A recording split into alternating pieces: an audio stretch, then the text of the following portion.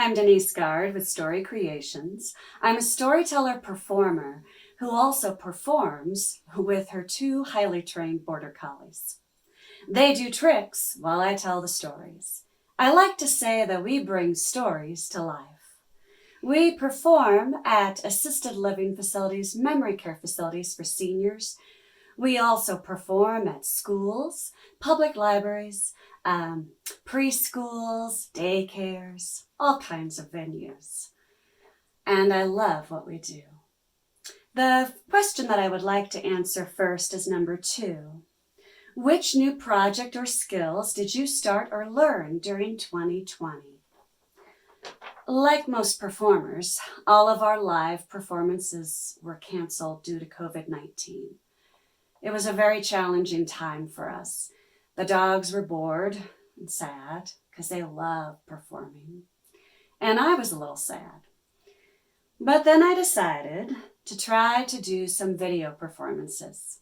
For us, this was challenging, but I wanted to rise to the occasion. I wanted to learn new skills. So we moved a lot of furniture, got some backdrops, and the dogs and I created videos for public libraries and for our YouTube page. In fact, the dogs want to show you right now a small little clip of a video we created. But Bianca said, "No, I want to suck your blood." The doggies ran into the tunnel, in and out and in and out, and out and in and out. All the while, Bianca was trying to capture them. The next question I would like to answer is number 9.